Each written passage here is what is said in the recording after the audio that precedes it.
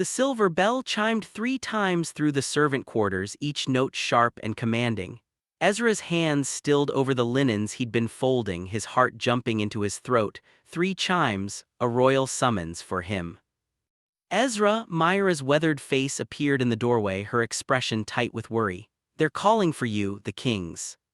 22 years he'd lived in the palace, first as a child brought in from the orphanage, then as a servant in training, and finally as a junior attendant in the East Wing. 22 years, and he'd never once been summoned by the twin kings themselves. Both of them, his voice came out smaller than he'd intended. Myra nodded, already moving to straighten his simple gray uniform. "Keep your eyes down, speak only when spoken to, and for the love of the moon, don't let them scent your fear." Easy for her to say. She was a beta, immune to the overwhelming pheromones that alphas could produce. But Ezra was an omega, a hidden one thanks to the suppressants he'd been taking since his presentation at 16. In a kingdom where omegas were rare and coveted, where they were often claimed and bonded before they had any say in the matter, Ezra had learned early to hide what he was. The walk to the throne room felt like miles. His soft shoes whispered against marble floors inlaid with gold. Tapestries depicting the kingdom's history lined the walls, wars won, treaties signed, the coronation of the twin kings 5 years ago when they'd turned 25. King Daemon and King Darius, even their names sent a shiver down Ezra's spine. 2 guards flanked the massive double doors, their faces impassive as they pulled them open. The throne room stretched before him, vast and overwhelming. Afternoon light streamed through stained glass windows, painting the white marble in shades of crimson and gold. And there, on twin thrones of black stone, sat the kings. Ezra dropped to his knees immediately, eyes fixed on the floor. "Rise," came a voice deep, commanding with an edge like a blade. "King Daemon."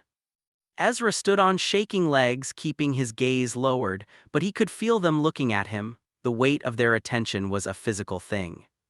"Look at us, Omega." His head snapped up before he could stop himself. Darius had spoken this time, his voice smoother than his brother's but no less authoritative, and more importantly, they knew. Panic flooded through Ezra, his suppressants. He'd taken them this morning the same as always, there was no way they could know. But as his eyes finally landed on the twin kings, he understood. These weren't ordinary alphas. These were apex predators, rulers not just by birthright but by the sheer force of their presence. Daemon sat forward on his throne, elbows on his knees, dark eyes boring into Ezra. His black hair was pulled back severely, emphasizing the sharp angles of his face, all hard lines and dangerous beauty. A scar cut through his left eyebrow, a souvenir from the border wars. Darius lounged in his seat with deceptive casualness, but his silver-gray eyes were just as intense. Where Daemon was harsh edges, Darius was elegant danger. His lighter hair fell artfully across his forehead, and a slight smile played at his lips, the kind of smile that promised both pleasure and peril. Identical in feature yet opposite in presentation, mirror images of lethal grace. "Your name," Daemon commanded. "Ezra Thorne, your majesties," his voice held steady, barely. "How long have you been hiding what you are, Ezra?" Darius asked, that dangerous smile widening slightly. "There was no point in lying. 6 years, your majesty." "Suppressants," Daemon stated, not a question. Ezra nodded. The kings exchanged a look, some wordless communication that only twins could share. When they turned back to him, something had shifted in the air. The temperature seemed to rise. "We've been searching for you," Darius said softly, "for 3 months. Me, confusion overrode caution. But I'm no one, just a servant." "You're our mate," Daemon interrupted, his voice brooking no argument. "Both of ours." The world tilted. Mate, the word echoed in his mind, refusing to make sense. Alphas mated with omegas, yes. But 2 alphas sharing 1 omega? It was rare, nearly unheard of, and typically only occurred between bonded alpha pairs, brothers, or very close friends who'd sworn blood oaths. "That's not possible," Ezra whispered. "Isn't it?" Darius rose from his throne with fluid grace, descending the steps toward Ezra. "Tell me, Omega, have you felt it, the pull, the sense that something was missing, something you couldn't name?" Yes, God help him, yes. For months now he'd felt restless in his own skin. Dreams he couldn't quite remember left him aching and empty upon waking, a longing for something he'd never known. I see the truth in your eyes, Darius murmured, now close enough that Ezra could smell him, pine and smoke and something wild. You felt us calling to you even if you didn't understand what it was. Daemon appeared at his other side, moving with a predator's silence. We could sent you 3 months ago during the harvest festival, just a hint, a trace of sweetness in the air that drove us both mad. We've had every Omega in the kingdom tested, brought before us, none were you. Because you were hiding, Darius continued, suppressing your nature, denying what you are. I had to, Ezra said, adding how his voice shook. Omegas don't have choices, they're claimed and bonded And you wanted freedom, Daemon finished. His hand came up, not touching but hovering near Ezra's face. We understand that, little one, more than you know. But you're ours, Darius said firmly, fated by the moon herself, and we will have you. Ezra's breath came fast and shallow. I can't. Easy, Darius's hand settled on the back of his neck, warm and grounding. The touch sent electricity racing down Ezra's spine. We're not monsters, we won't force you. But we will court you, Daemon added, properly, and by the time we're done you'll come to us willingly, you'll beg us to claim you. The arrogance should have angered him. Instead, heat pooled low in Ezra's belly. I don't want to be owned, he managed. We don't want to own you, Darius said, surprising him. We want to cherish you, protect you, give you everything you've never had. You'll want for nothing, Daemon promised. You'll be our consort, our equal in all but title, our queen if you'll have us. Queen, the word was absurd. He was a servant, an orphan, a nobody who'd spent his whole life making beds and serving meals. I need time, Ezra said desperately. This is too much, I can't. You'll have time, Darius assured him, but you'll spend it with us. You're moving to the royal wing tonight. Your days as a servant are over, Daemon added. From this moment you're under our protection, our care. And our pursuit, Darius said with that wicked smile. Ezra's world had just shattered and reformed in the span of minutes. Everything he'd known, everything he'd carefully built was crumbling. But as he stood between the twin kings, their combined scent wrapping around him like a warm blanket, something deep inside him stirred. Something that had been sleeping, suppressed, denied for 6 long years. His Omega nature recognized them, even if his mind rebelled. Mine, it whispered, ours. The chambers they'd given him were larger than the entire servants' dormitory. Ezra stood in the center of the sitting room, turning slowly to take it all in.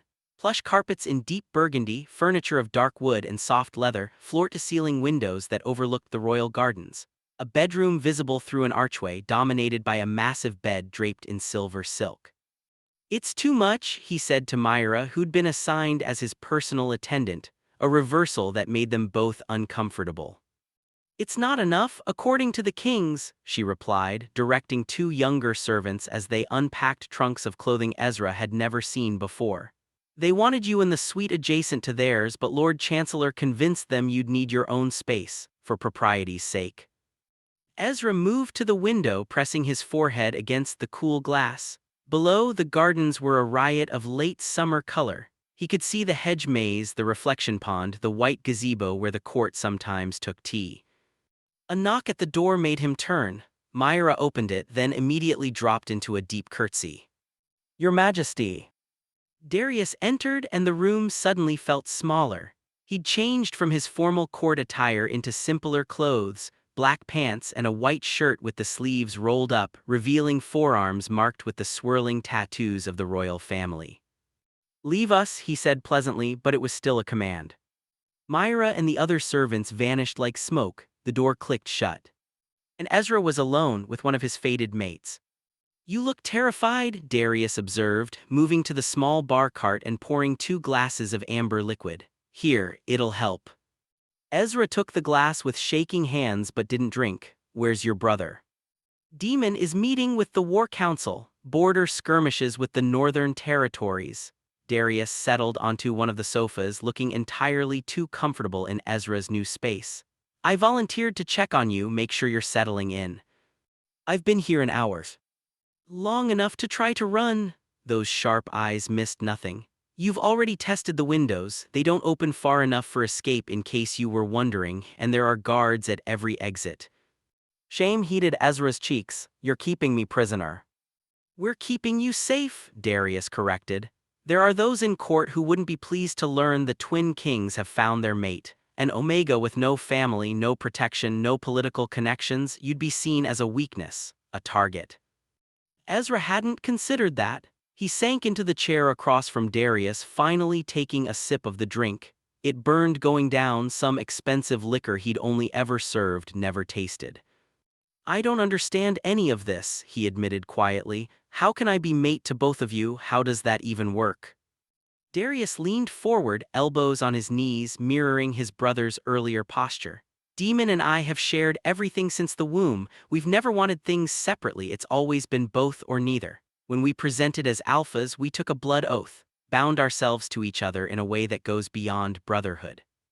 So you decided you'd share an Omega too? We didn't decide anything, Darius said firmly. The moon decided, fate decided. From the moment we caught your scent, we both knew, no doubt, no question, you're ours, Ezra, both of ours, and we're yours, both of us. It was too big, too overwhelming. I don't know how to be what you need. You don't have to know, we'll teach you. Darius's voice dropped lower, taking on a husky quality that made Ezra's stomach flip. We'll teach you everything, little Omega, how to take our pleasure, how to accept our knots, how to carry our... Stop, Ezra stood abruptly, the glass sloshing in his hand. You can't talk to me like that. Darius rose too, suddenly in Ezra's space, close enough that Ezra had to tilt his head back to meet his eyes. Can't I? You're going to be ours, Ezra, completely and utterly ours. We'll know every inch of your body, every sound you make, every way to bring you pleasure until you can't remember your own name. Heat flooded through Ezra and he knew Darius could scent it, the spike of arousal mixing with his fear. The suppressants dampened his scent, but they couldn't eliminate it entirely, not at this proximity. You want us? Darius murmured, his hand coming up to cup Ezra's jaw, his thumb brushed over Ezra's lower lip. Your mind might be fighting it, but your body knows, your Omega knows. Ezra's breath came in short pants. This isn't fair. No, Darius agreed, it's not, but it's real, and running from it won't change what you are, what we are together. The door opened without warning and Daemon strode in. His eyes immediately locked onto the scene, Darius crowding Ezra, Ezra's flushed face and dilated pupils, the tension thick in the air. Starting without me, brother, his tone was light but there was an edge to it. Darius stepped back smoothly, just getting acquainted. Daemon crossed the room with purposeful strides and suddenly Ezra was flanked by both kings again. The combined force of their presence, their scent, their sheer alpha dominance was dizzying. We should set some ground rules, Daemon said, his dark eyes fixed on Ezra. First, you don't leave this wing without one of us or a full guard detail. Second, you stop taking suppressants immediately, we want to scent you properly. Third, Darius added, you dine with us every evening, breakfast too when our schedules allow. Fourth, Daemon continued, you're to be fitted for proper clothing befitting a royal consort. The palace modiste will attend you tomorrow. They were taking over his life, reshaping it to their will. Ezra's hands clenched into fists. And what do I get? What choice do I have in any of this? The brothers exchanged another of those looks. You get everything, Darius said simply. Anything you want, name it. I want freedom, Ezra shot back. I want agency over my own life. You'll have both, Daemon promised. Within reason, we're not tyrants, Ezra. We understand you need to adjust to accept this bond at your own pace. But understand this. He moved closer, his hand settling on Ezra's waist, burning through the thin fabric of his shirt. You are ours, that's not negotiable. How we get to claiming you, bonding you, making you ours in every way, that can be slow, that can be a courtship. But the end result is inevitable. We're patient hunters, Darius added, his hand sliding into Ezra's hair, tilting his head back. We can wait. We can woo you with gifts and pretty words. We can court you properly, traditionally, by every rule in the book. But make no mistake, Daemon finished, his lips nearly brushing Ezra's ear, you will be ours. You will wear our marks. You will bear our children. You will reign beside us as our beloved mate. Ezra shuddered between them, caught in their combined gravity. And if I never accept it? You will, they said in unison, their certainty absolute. Then Darius kissed him. It was soft, almost chaste, just a brush of lips that lasted mere seconds, but it sent electricity through every nerve ending. When Darius pulled back, Daemon turned Ezra's face toward him and did the same. a gentle claiming of his mouth that promised so much more. When they finally released him, Ezra's knees were weak. "Sweet dreams, little Omega," Darius murmured. "Tomorrow we begin properly," Daemon added.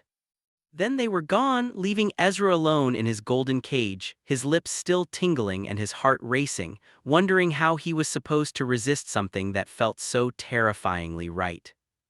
Morning came too early. Ezra had barely slept, his dreams filled with dark eyes and strong hands and the overwhelming scent of pine and smoke and alpha.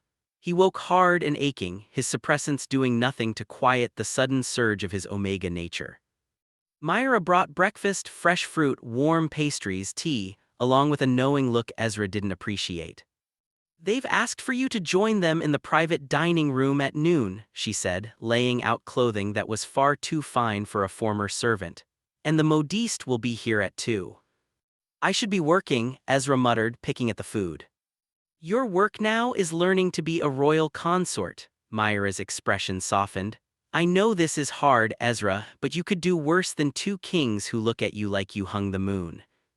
Did they? Ezra wasn't sure what he'd seen in their eyes. Possession, certainly, desire, but love, that took time, didn't it? The clothing Myra had laid out was beautiful: soft pants in dove gray, a shirt of cream silk, a vest embroidered with silver thread. Omega clothing, he realized with a start, cut to flatter a smaller frame designed to showcase rather than hide. He dressed reluctantly, catching his reflection in the full-length mirror. He barely recognized himself. The orphan, the servant, had disappeared. In his place stood someone who could almost belong in a palace. Almost. At precisely noon, a guard escorted him through the palace's private corridors to a dining room he'd never seen before. Intimate, with a table set for 3 and windows overlooking a private courtyard. Daemon and Darius were already there, both looking unfairly handsome in casual court dress. They stood when he entered, a courtesy that made Ezra uncomfortable. "You look beautiful," Darius said, pulling out a chair for him. "The clothing suits you," Daemon added, taking the seat across while Darius settled beside Ezra. Too close, Ezra could feel the heat of him, smell that addictive scent. Servants brought food, far too much for 3 people, and then disappeared, leaving them alone. "We thought we'd use this time to get to know you," Darius said, serving Ezra portions of various dishes without asking. "Tell us about yourself, your childhood." "There's not much to tell," Ezra said, watching warily as his plate filled. "I was left at the orphanage as an infant, grew up there until the palace took me in at 10. "No memories of your parents?" Daemon asked. "None. For all I know, they're dead." He didn't mean to sound bitter, but it came out that way. "We know the feeling," Darius said quietly. "Our parents died when we were 12, assassination attempt that succeeded." Ezra looked up surprised. "I'm sorry." "I didn't. Everyone knows the kings died, but I didn't think about what it meant for you." "It made us what we are," Daemon said, hard, suspicious, unwilling to show weakness. "Until you," Darius added, his hand finding Ezra's under the table. "You're our weakness now." Ezra pulled his hand away. "Don't say that." "Why not? It's true." Daemon leaned back in his chair, studying Ezra with those intense dark eyes. "From the moment we caught your scent, everything changed. Our priorities shifted, our fears multiplied, because now we have something to lose." "Someone," Darius corrected. "Someone to lose. You're not a thing, Ezra, you're our everything." "It was too much, too fast." "You don't know me," Ezra protested. "This bond, this mate thing, it's just biology, pheromones and instinct." "Is that what you think?" Daemon's voice dropped dangerously low. "That this is just animalistic urges?" "Isn't it?" Darius laughed softly. "Oh, little Omega, there are plenty of alphas and omegas in the world. If it were just biology, we could mate with any of them, but it doesn't work that way. True mates are rare, 1 in 10,000, maybe less. The fact that you're compatible with both of us, that's not biology, that's fate." "I don't believe in fate," Ezra said stubbornly. "You will," Daemon promised. They ate in tense silence for a few minutes. Then Darius spoke again, his tone more conciliatory. "We're doing this wrong, pushing too hard, let's start over." He turned in his seat to face Ezra fully. "What do you like? What makes you happy?" The question caught Ezra off guard. No one had ever asked him that before. I like reading, the library. I'd sneak in sometimes late at night when I was supposed to be sleeping. Then it's yours, Demon said immediately. Full access anytime you want. We'll have books brought to your chambers if you prefer. I like the gardens, Ezra continued hesitantly, especially the rose garden at dawn. We'll walk it with you tomorrow morning, Darius said, all three of us. I like being useful, Ezra finished quietly, having purpose. The kings exchanged a look. Your purpose now is being ours, Demon said. But if you need more than that, we'll find it. Perhaps you'd like to oversee the palace charities. The orphanage that raised you could certainly use a patron with personal connection. It was a thoughtful offer, one that surprised Ezra. You'd let me do that? We'd encourage it, Darius said. We don't want you to be idle or purposeless, Ezra. We want you happy, fulfilled. Just also thoroughly claimed and bonded, Demon added with the hint of a smirk. Heat crept up Ezra's neck. You're obsessed with that. We're obsessed with you, Darius corrected. The claiming and bonding is just part of it, an important part, granted, but not the whole. Tell us what frightens you about it, Demon said, his expression serious. Help us understand. Ezra stared at his plate. I've seen what happens to omegas. They lose themselves, become extensions of their alphas. I don't want that. I don't want to disappear. You won't, Darius said firmly. I swear to you on my crown, on my life, you will never lose yourself to us. We want you, Ezra, all of you, your fire and your stubbornness and your strength. We don't want an empty vessel. We want our equal. As much as an omega can be equal to alphas, Ezra muttered. Demon's hand slammed on the table hard enough to make the dishes jump. Don't! His voice was sharp with anger. Don't diminish yourself. Don't accept the limitations society puts on your designation. You are our mate, our consort. You will stand beside us, rule beside us. Anyone who treats you as lesser will answer to us. The fierce protectiveness in his voice made something warm unfurl in Ezra's chest. We should tell you our expectations, Darius said, his hand returning to cover Ezra's firmer this time, so there are no misunderstandings. Ezra tensed but didn't pull away. First, Demon said, your heats, you'll spend them with us, both of us. I haven't had a heat in 6 years, Ezra said, the suppressants. Need to stop, Darius finished. Today, your body needs to cycle naturally. It's not healthy to suppress it indefinitely. When your heat comes, and it will, probably within a few weeks of stopping the medication, we'll care for you, Demon continued. We'll ease the pain, satisfy the need, but we won't bite you. We won't form the bond until you're ready to ask for it. Second, Darius said, you'll wear our scent. Let us scent you in return. It's not optional, Ezra. We need other alphas to know you're claimed. Provisionally claimed, Demon amended, until the bonding is complete. Third, you'll share our bed. Darius's thumb traced circles on Ezra's wrist. Not for sex, not until you're ready, but we need you close. Our alphas need to know you're safe. Every night, Ezra's voice came out strangled. Every night, they confirmed in unison. This is insane, Ezra breathed. This is mating, Demon corrected. This is what it means to be ours. A knock at the door interrupted them. A servant entered, bowing low. Your Majesties, the Lord Chancellor requests an immediate audience. There's been an incident at the northern border. Demon's expression darkened. We'll be there momentarily, he looked at Ezra. We'll continue this discussion tonight, don't even think about running. We'll know if you try, Darius added, standing. He pressed a kiss to Ezra's temple. And we'll find you always. Then they were gone, leaving Ezra alone with his racing heart and the terrifying realization that part of him, the Omega part he'd suppressed for so long, didn't want to run at all. The modiste arrived precisely at 2, a tiny woman named Claudette who took one look at Ezra and clapped her hands in delight. Oh, the kings have chosen well, such bone structure, such skin, you'll be magnificent. She spent 2 hours measuring every inch of him while chattering about fabrics and cuts and the importance of presentation. Ezra endured it, his mind elsewhere. He was thinking about tonight, about sharing a bed with 2 alphas.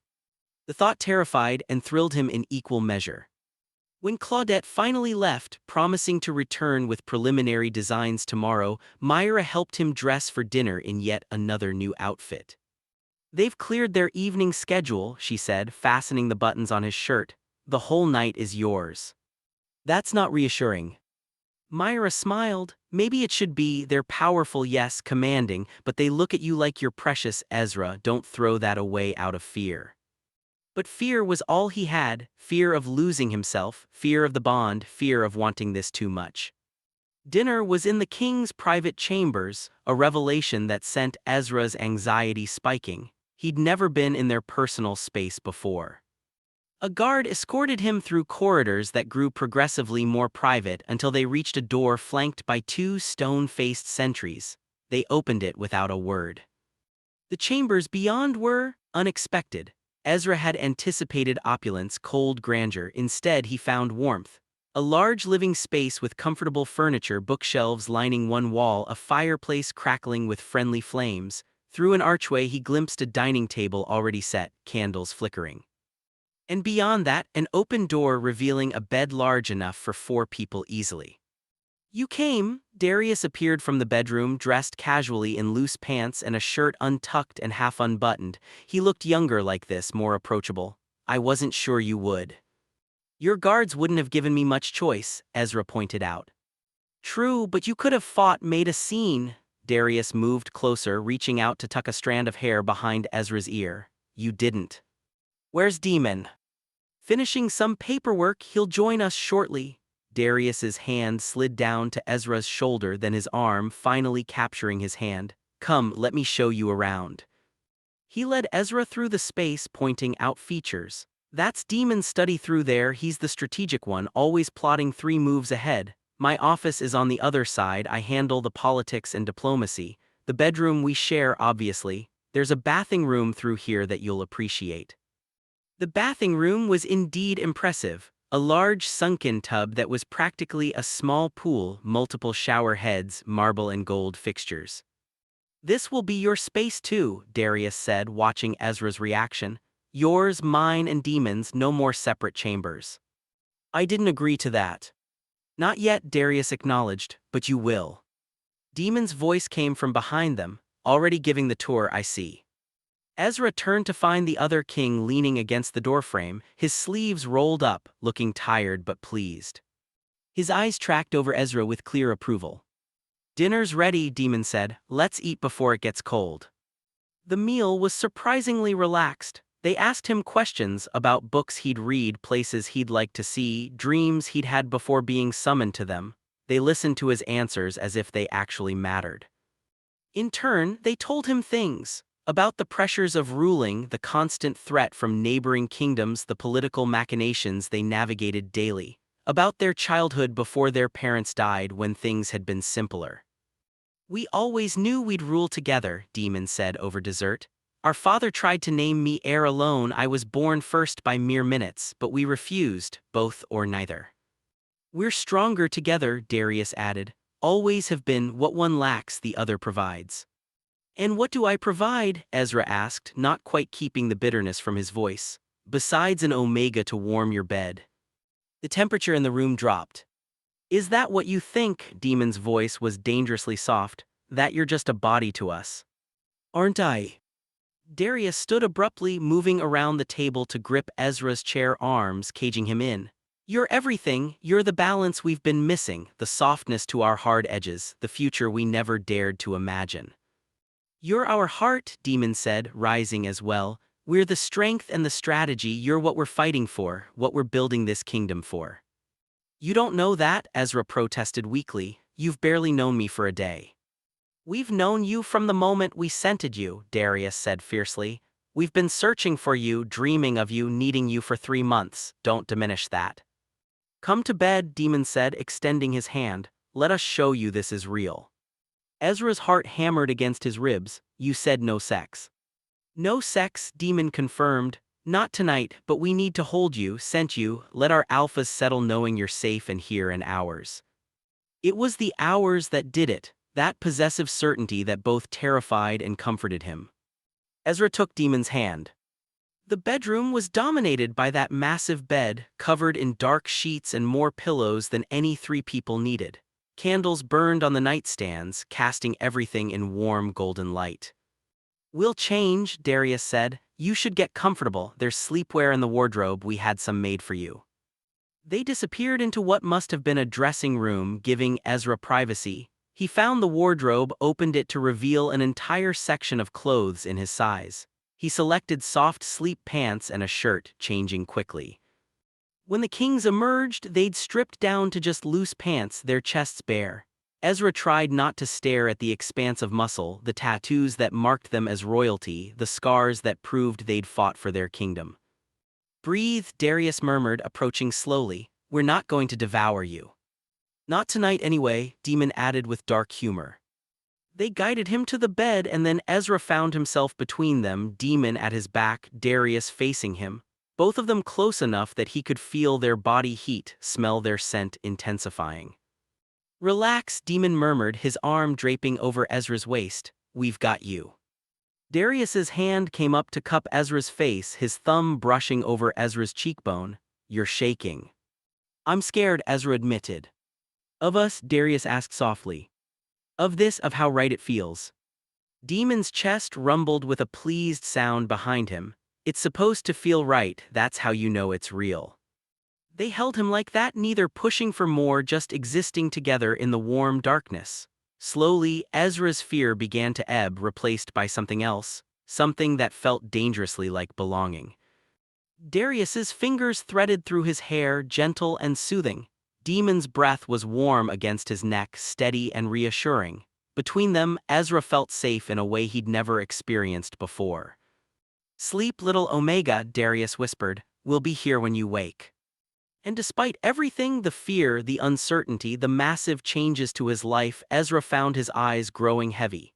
The combined scent of his mates, when had he started thinking of them that way, wrapped around him like a cocoon. He slept. Ezra woke slowly, awareness returning in pieces, warmth surrounding him, the scent of pine and smoke and alpha, a heavy arm across his waist, lips pressed against his shoulder blade. His eyes flew open. Morning light filtered through the curtains, painting everything in soft gold. Darius was still asleep in front of him, his face relaxed and younger in repose. Behind him, Daemon was awake, his dark eyes watching Ezra with an intensity that sent shivers down his spine.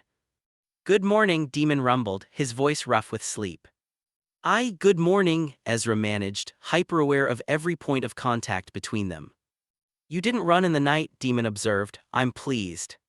"Where would I go?" Ezra asked, and was surprised when Daemon chuckled. "Clever Omega, you're learning." His hand splayed across Ezra's stomach, pulling him closer. "How do you feel?" Ezra took inventory. His suppressants, he'd stopped taking them yesterday as commanded. Without them, his senses felt sharper, his awareness of the alphas more acute. His body hummed with a low-level arousal that was both unfamiliar and unsettling. "Different," he admitted. "The suppressants, I can feel their absence." "Good," Daemon said. "Your body needs to readjust. It might be uncomfortable for a few days." Darius stirred, his eyes opening. A slow smile spread across his face. "Now this is how I'd like to wake every morning, our Omega between us, right where he belongs." "I'm not," Ezra started, but Darius silenced him with a finger against his lips. Don't argue before breakfast, it's uncivilized." He stretched like a cat, all lean muscle and grace. "Besides, you slept the whole night through without complaint, your body knows what your mind is still fighting." A knock at the door prevented Ezra's retort. A servant's voice called through, "Your Majesty's breakfast is ready in the private dining room." "We'll be there shortly," Daemon called back. He released Ezra reluctantly. "Come, let's feed you properly." The morning routine was domestic in a way that made Ezra's chest tight. They washed up together, nothing inappropriate, just the three of them sharing space as if they'd done it 1,000 times before. The kings dressed while discussing their schedule for the day, and Ezra found himself listening, learning the rhythm of their days. "I have court petitions until noon," Daemon said, fastening his formal jacket, "then war council. And I have meetings with the trade ambassadors," Darius added. "The Silk Route negotiations are getting contentious." They both looked at Ezra expectantly. "What?" he asked. "What are your plans for the day?" Darius prompted. "I don't have any." "Then we'll make some," Daemon decided. "After breakfast you'll meet with the head of palace charities. If you're serious about wanting to help the orphanage, we'll make it official. You'll need a project." And this afternoon, Darius added, you'll join me for tea with some of the court ladies. They're eager to meet you. Panic flared, I'm not ready to meet the court. You're the future royal consort, Daemon said firmly. The court needs to see you at our side, to understand that you're under our protection. But I'm nobody, a servant, They'll show you respect or face our displeasure, Darius interrupted. Besides, you're not a servant anymore, you're our mate. That makes you one of the most powerful people in this kingdom. Ezra's head spun. This is happening too fast. No, Daemon said, moving to stand in front of him. His hands cupped Ezra's face, forcing eye contact. This is happening exactly as it should. You're ours, Ezra. We're not hiding you. We're not ashamed of you. We're proud to have found you, and we want the world to know it. Give us time to prove ourselves to you, Darius added, coming to stand at Ezra's other side. Let us court you properly, but while we do, you need to step into your role. Our people need to see their future queen. King, Daemon corrected. We'll make him a king consort, not a queen, equal in title, equal in standing. The casual way they planned his future should have angered him. Instead, Ezra felt something else entirely, a warmth spreading through his chest, a sense of being valued that he'd never known before. I don't know how to be what you need, he whispered. You already are, they said in unison. Chapter 6, Court Politics. The meeting with Lady Helena, head of Palace Charities, went better than Ezra expected. She was a beta woman in her 50s with kind eyes and efficient manner. The orphanage is in desperate need of funding, she explained, showing Ezra ledgers and reports. The Crown provides basic support, but it's not enough. The children need better food, warm clothing for winter, books, and education supplies. Ezra looked at the numbers at the list of needs and felt his old purpose stirring. What if we hosted a fundraising gala, invited the noble families to contribute? Lady Helena's eyes lit up. That's an excellent idea. And having you as the patron, someone who came from the orphanage yourself, would give it a personal touch that might open more purses. They spent an hour planning, and for the first time since his life had been upended, Ezra felt like himself again. Useful, purposeful. When he finally left Lady Helena's office, he found Darius waiting in the corridor. How did it go? The king asked, falling into step beside him. Good, really good actually. Ezra couldn't quite suppress his smile. We're planning a fundraising gala for next month. I'm glad. Darius's hand found the small of Ezra's back, a possessive but comforting gesture. I told you we want you happy, fulfilled. This is part of that. They walked in comfortable silence for a moment before Darius spoke again. The tea this afternoon might be more challenging. Some of the court ladies can be particular. You mean they'll look down on me? Ezra said flatly. They'll try, Darius acknowledged. But I'll be there, and they know that insulting you is insulting us. The private salon where tea was held was elegant but not intimidating, a small blessing. 5 ladies sat around a low table, all dressed in fine gowns that made Ezra feel woefully underdressed despite the expensive clothing the kings had provided. They stood when Darius entered, curtsying low. Their eyes went immediately to Ezra, assessing, judging. Ladies, Darius said pleasantly, his hand never leaving Ezra's back. Allow me to introduce Ezra Thorne, my brothers and my intended mate. Ezra, these are some of the leading ladies of the court. The introductions were a blur of names and titles. Lady Margery, wife of the Lord Chancellor, Lady Beatrice, daughter of the Duke of Something, Lady Vivienne, whose husband commanded the Western armies, and 2 others whose names Ezra immediately forgot. They settled around the table, servants pouring tea and offering delicate pastries. The conversation started innocuously enough, weather, upcoming festivals, court gossip. Then Lady Margery struck. So, Ezra, she said with a smile that didn't reach her eyes, I understand you were a palace servant before catching the king's attention. How fortunate for you. The implication was clear, gold digger, social climber. Before Ezra could respond, Darius's teacup hit the saucer with a sharp clink. Ezra was a servant because fate had not yet brought us together. Now that we've found our mate, his station is irrelevant. He could have been a beggar on the streets and he would still be worthy of us. Lady Margery paled. Of course, Your Majesty, I meant no offense. Didn't you? Darius's smile was all teeth. It sounded very much like offense to me. I think it's romantic, Lady Beatrice said quickly, shooting Margery a quelling look. Like a fairy tale, the true mate found in the most unexpected place. Indeed, Lady Vivienne agreed. The moon works in mysterious ways. The conversation moved on, but Ezra felt the undercurrents. Some were genuinely welcoming. Others were assessing him, looking for weaknesses, angles to exploit. Welcome to court politics. When tea finally ended and they escaped back to the royal wing, Ezra felt exhausted in a way physical labor had never made him. You did well, Darius said, guiding him to the chambers they now shared. Lady Margery will spread the word. Crossing you means crossing us, the others will fall in line. This is my life now, Ezra said, not quite a question. Politics and power games and people judging my every move. Part of it, Darius acknowledged, but not all of it. He pulled Ezra close, wrapping his arms around him from behind.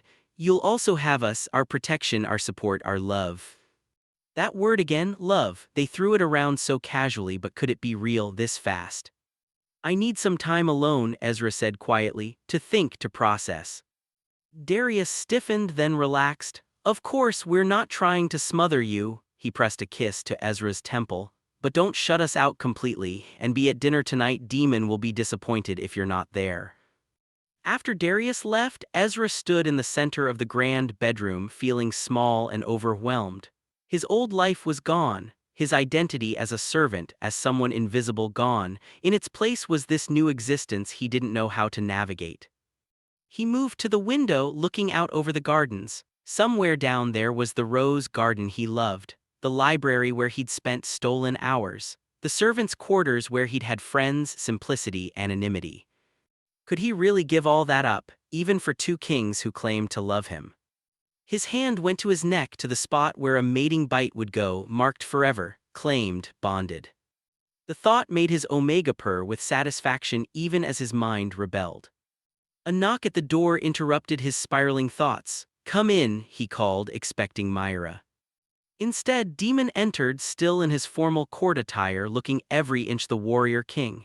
His eyes found Ezra immediately, softening slightly. Darius said you needed space, he said. I'm not here to crowd you, I just wanted to give you something. He held out a small wooden box. Ezra took it hesitantly, opening it to reveal a delicate silver chain with a pendant, two wolves intertwined, their forms creating a heart. It's the symbol of our house, Daemon explained. When two become one through the mate bond, we had it commissioned for you. It's beautiful, Ezra whispered, touching the pendant with a gentle finger. Let me, Daemon said, taking the box back. He removed the necklace and moved behind Ezra, clasping it around his neck. His fingers lingered on Ezra's skin, sending shivers down his spine. There, now you carry our mark even without the bite. Ezra touched the pendant where it rested against his collarbone. Why are you doing this? Really, I'm nobody. Stop, Daemon commanded, spinning Ezra to face him. His hands gripped Ezra's shoulders firmly. Stop diminishing yourself, you are our mate, our fated one, that makes you everything. But you could have anyone, Ezra argued. Someone educated, sophisticated, trained for this life. We don't want anyone else, Daemon interrupted fiercely. We want you, your strength, your kindness, your fierce independence. We want the Omega who spent 6 years hiding his nature just to maintain his freedom. We want the man who's more concerned about orphan children than his own status. We want you, Ezra, exactly as you are. Tears pricked at Ezra's eyes. I'm scared. I know, Daemon's voice gentled. He pulled Ezra against his chest, strong arms wrapping around him. Change is terrifying, but we're not asking you to change who you are, we're just asking you to let us in, to trust us, to give this bond a chance. Ezra breathed in Daemon's scent, smoke and alpha and safety. What if I can't be what you need? You already are, Daemon murmured into his hair. You already are. 3 weeks passed in a blur of adjustments. Ezra settled into his new life with varying degrees of success. The orphanage charity work gave him purpose. He'd thrown himself into planning the gala with Lady Helena, reconnecting with the children he'd once lived alongside. They called him Mr. Ezra now, and while some of the older children remembered him as a fellow orphan, they treated him with a reverence that felt wrong. The court was harder to navigate. Despite Darius's warning to Lady Margery, the whispers continued. Gold digger, upstart, unsuitable match. Ezra heard them all even when people thought he couldn't. But the kings were a revelation. True to their word, they courted him. Darius brought him books from the royal library, rare volumes he'd mentioned wanting to read. Daemon arranged for private lessons in etiquette and statecraft, then sat in on them, helping Ezra navigate the complex rules of court life. They ate together every meal their schedules allowed, walked the gardens at dawn as Ezra had wished, spent evenings by the fire talking about everything and nothing. And every night Ezra slept between them, held close and cherished. But they hadn't pushed for more. No attempts at seduction, no demands for intimacy beyond gentle touches and occasional chaste kisses. They were giving him time, space to adjust. It was driving Ezra slowly insane. Because his body wanted them. God, how it wanted them! Without the suppressants, his omega nature had roared back to life. Every brush of their hands sent heat pooling low in his belly. Every time they scented him, and they did, frequently marking him with their pheromones, it made him ache with need. His heat was coming. He could feel it building, still a week or two away but inevitable, and the thought of spending it with them, of finally giving in to the bond. It terrified and excited him in equal measure. Tonight, he sat in their shared chambers, supposedly reading but actually watching Daemon work at his desk. The king had removed his jacket hours ago, rolled up his sleeves, and looked unfairly attractive in the candlelight. "You're starring," Daemon said without looking up from his papers. "Sorry," Ezra muttered, returning his eyes to his book. "Don't be sorry, I like it." Daemon set down his pen, leaning back in his chair. "Come here." It wasn't a command, not quite, but Ezra found himself rising, crossing the room. Daemon pulled him down onto his lap, arranging him so Ezra straddled his thighs. "What are you doing?" Ezra asked breathlessly. "Holding my mate," Daemon said simply. His hands settled on Ezra's hips, thumbs rubbing small circles. "Is that all right?" Ezra nodded, not trusting his voice. This close, Daemon's scent was overwhelming. His omega whined, wanting more, wanting everything. "Your heat is close," Daemon observed. "I can smell it on you, sweetness with an edge of spice." "A week, maybe less," Ezra admitted. "And you're frightened." "Yes." Daemon's hand came up to cup Ezra's face. "We'll take care of you, I promise we'll make it good for you." "And after," Ezra whispered, "after the heat, after the bond, what if I lose myself?" "You won't." "How can you be sure?" "Because I know you," Daemon said fiercely. "You're fire and steel underneath that sweet exterior. The bond won't diminish that, it'll enhance it. You'll have our strength added to yours, our resources at your command. You'll be more yourself, not less." The door opened and Darius entered, stopping short at the sight of them. "Am I interrupting?" "Never," Daemon said. "Come join us." Darius's eyes heated as he approached. "Dangerous invitation, brother. Our omega is looking particularly tempting tonight." "He always does," Daemon agreed. They were talking about him like he wasn't there, and it should have annoyed him. Instead, it sent a fresh wave of arousal through him. Being wanted like this, desired by two powerful alphas.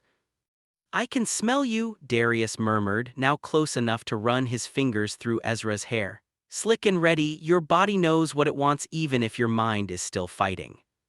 Ezra whimpered, caught between them, his body responding to their nearness despite his reservations.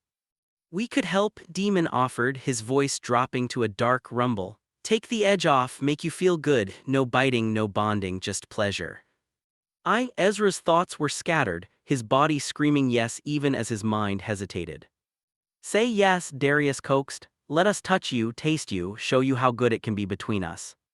It would be so easy to give in, to let them sweep him away on sensation and instinct, but something held him back, that last thread of control, that final wall he hadn't let them breach.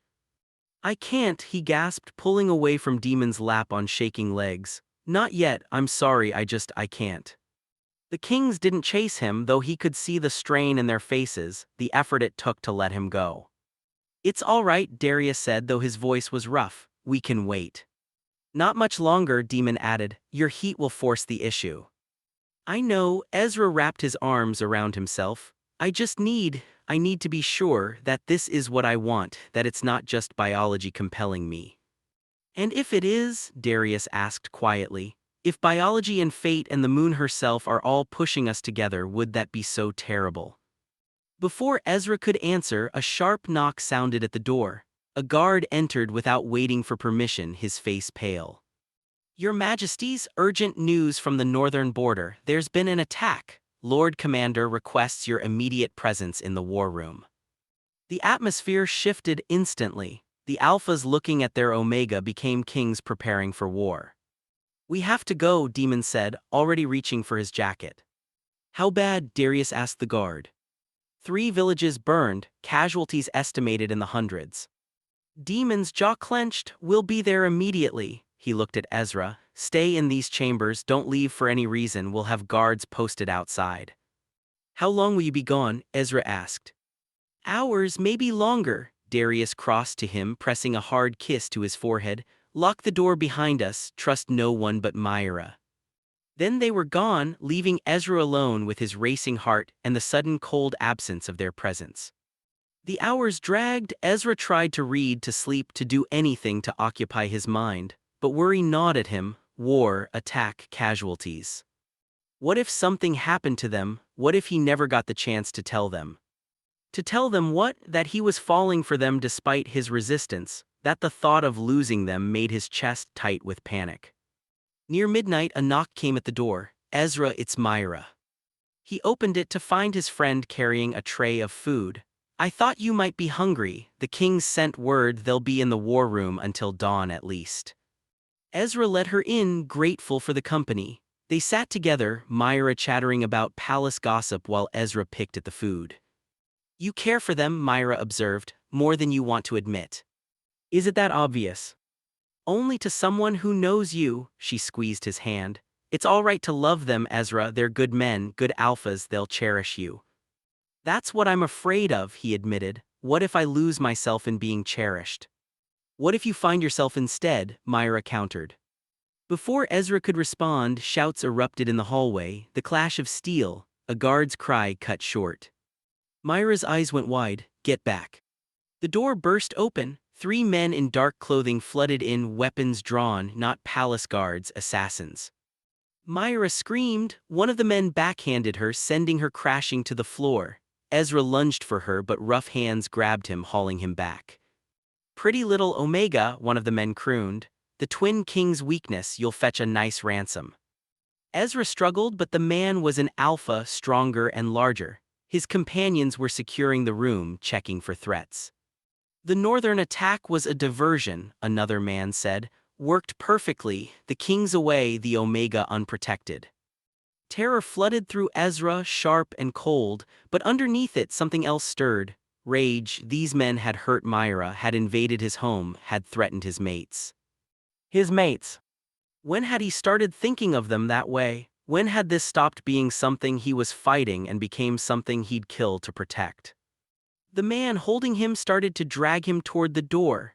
Ezra went limp for a moment, then surged upward, smashing his head back into the man's nose. The crunch was satisfying, as was the howl of pain. But there were 3 of them and only one of him. A fist connected with his temple, sending stars across his vision. He felt himself being lifted, carried. Then suddenly he was falling. The man holding him screamed. Blood sprayed hot across Ezra's face.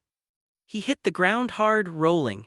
Through blurred vision, he saw Daemon, beautiful, terrible Daemon, his sword slick with blood, his eyes absolutely feral. And Darius behind him, a dagger in each hand, moving with lethal grace. The fight was over in seconds. The assassins never stood a chance against 2 apex alphas protecting their mate. When the last body hit the floor, Daemon was there, hauling Ezra up, hands running over him frantically. Are you hurt? Did they touch you? I'm fine, Ezra managed. Myra. She's alive, Darius said, kneeling beside the unconscious woman. Just knocked out, she'll be fine. Guards flooded the room, securing the area. A medic appeared to tend to Myra. And through it all, Daemon held Ezra, his body shaking with the aftermath of violence and fear. We almost lost you, he said into Ezra's hair. We almost. But you didn't, Ezra interrupted. You saved me. We'll always save you, Darius said, joining them, his arms wrapping around both of them. We'll always protect what's ours. Ours, Ezra repeated softly, and for the first time the word didn't feel like a cage, it felt like a promise. They wouldn't leave him alone after that. Even with the assassins dead and extra guards posted, Daemon and Darius stayed by his side. They tended his minor injuries personally, ignoring the hovering physicians. They held him while he shook with delayed reaction. They whispered reassurances and promises of vengeance. It was the northern kingdoms, Daemon said grimly once Ezra had calmed. They thought to weaken us by taking you, by making us choose between defending our borders and saving our mate. They underestimated how fast we could move, Darius added. We had already determined the attack was a feint when word came of the break-in here. We've never run so fast in our lives. Ezra touched the necklace at his throat, the two wolves intertwined. I thought I was going to die without telling you. Telling us what? Daemon asked intently. That I want this, want you, both of you. The words tumbled out in a rush. I've been so afraid of losing myself, but tonight I realized I'd already found myself with you because of you. The kings exchanged one of their wordless looks. Your heat, Darius said carefully. It's starting, I can smell it on you, stronger now. The fear and adrenaline accelerated it. Ezra felt it too, the warmth spreading through his body, the slick beginning to gather, the need starting to claw at his insides. We should get you somewhere safe, Daemon said, somewhere secure where we can ride it out together. They had a room prepared. Ezra learned later they'd had it ready for weeks. A heat room in the most secure part of the royal wing with reinforced doors and thick walls. No one would disturb them here. No one would hear. The room was beautiful in its simplicity. A massive nest of blankets and pillows dominated the space. Side tables held water, food, supplies, soft lighting cast everything in warm amber. We'll take care of you, Darius promised. Every need, every desire, all you have to do is trust us. And Ezra realized he did, completely. Make me yours, he whispered, both of you please. The effect on the alphas was immediate. Their eyes darkened, their sense intensifying until the air was thick with pheromones, but they moved slowly, carefully, as if Ezra might spook. Daemon cupped his face, leaning in until their lips were barely touching. Once we start, we won't stop until you're claimed, bonded, and bred. Are you sure? Yes, Ezra breathed. Daemon kissed him then, not gently, not chastely, but with all the passion they'd been holding back for weeks. His tongue swept into Ezra's mouth, claiming, possessing. Ezra whimpered against him, his knees going weak. Darius caught him from behind, his hands sliding under Ezra's shirt. We're going to worship every inch of you, he murmured against Ezra's neck. Going to make you feel so good you forget your own name. They undressed him slowly, reverently, punctuating each revealed inch of skin with kisses and caresses. When Ezra stood naked before them, trembling with need, they paused to simply look. Perfect, Daemon said hoarsely, absolutely perfect. Then they were bearing him down into the nest, their own clothes disappearing with far less ceremony. Ezra got his first real look at them, all muscle and ink and masculine beauty, and their cocks thick and heavy and already nodding slightly at the base. A whimper escaped him. How was he supposed to take them both? We'll make you ready, Darius promised, as if reading his mind. His fingers traced down Ezra's body, circling his hole, finding it already slick. Your body knows what it needs. What followed was hours of pleasure so intense it bordered on overwhelming. They learned him thoroughly, every sensitive spot, every sound he made, what made him writhe and beg. They used fingers and tongues and eventually their cocks, working him open slowly, carefully, until he was desperate and pleading. Daemon took him first, his thick length pushing inside inch by careful inch while Darius held Ezra steady, whispering praise and encouragement. The stretch burned, but in the best way, and when Daemon was finally seated fully inside him, Ezra felt complete for the first time in his life. So tight, Daemon groaned, so perfect for us. He moved slowly at first, letting Ezra adjust. But soon the heat demanded more and Ezra found himself being thoroughly taken, demons not catching at his rim with each thrust, not quite pushing inside yet. When Daemon finally did knot him, Ezra screamed with the pleasure of it. They were locked together, demons not swelling huge inside him, and then teeth sank into his neck, the mating bite, sharp and claiming. The bond snapped into place like a rubber band pulled taut and released. Suddenly, Ezra could feel Daemon, his satisfaction, his possessive joy, his overwhelming love. It was beautiful and terrifying and more than Ezra had ever imagined. They stayed locked together while Daemon's knot slowly deflated, and then it was Darius's turn. The second claiming was different but no less intense. Darius took him face to face, their eyes locked as he pushed inside where his brother had just been. The slide was easier now, Ezra's body opened and willing, but the emotion was just as overwhelming. Mine, Darius growled as he nodded him. Ours. The second bite came on the other side of his neck, mirroring Daemon's. The bond multiplied, expanded until Ezra could feel both of them in his head and heart. Their love, their satisfaction, their absolute certainty that he was theirs and they were his. When Darius's knot finally released, they arranged themselves in the nest, Ezra between them, both of them touching him, scenting him, marking him as theirs in every possible way. Sleep, Daemon commanded softly. Your heat will surge again in a few hours, we need you rested. And then we'll do it all over again, Darius added with a wicked grin. And again, until we're certain our seed has taken root. Ezra should have been embarrassed by such blunt talk. Instead, he felt his omega purr with satisfaction at the thought of carrying their children. I love you, he whispered, both of you. We know, they said in unison. We felt it through the bond the moment it snapped into place. And we love you, Daemon added. More than crowns or kingdoms, Darius finished. Ezra slept between his mates, bonded and claimed and exactly where he belonged. The orphanage gala was a resounding success. Ezra watched with satisfaction as nobles competed to pledge the largest donations to earn favor with the royal consort. The children performed a musical number they'd been practicing for weeks, and several nobles expressed interest in sponsoring specific students. But the real triumph was the announcement Ezra made at the end of the evening, with Daemon and Darius flanking him, their hands resting protectively on his still flat stomach. The kings and I are pleased to announce that the royal line will continue, he said, his voice carrying across the assembled court. We expect an heir in approximately 6 months.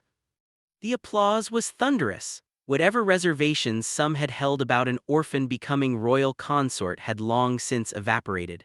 Ezra had proven himself capable, clever, and compassionate, and the way the twin kings looked at him with such obvious devotion had won over even the most cynical courtiers. Later, in the privacy of their chambers, Ezra stood at the window looking out over the city he now called home. A kingdom he would help rule, children he would help raise. Strong arms wrapped around him from behind Daemon he knew without looking. The bond told him everything always. Happy, Daemon murmured against his neck, right over the mating bite he'd left 6 months ago. Yes, Ezra admitted, terrifyingly happy. Darius joined them, pressing against Ezra's front, sandwiching him between their bodies. Good, because you're stuck with us now, forever. I wouldn't have it any other way, Ezra said, and meant it completely.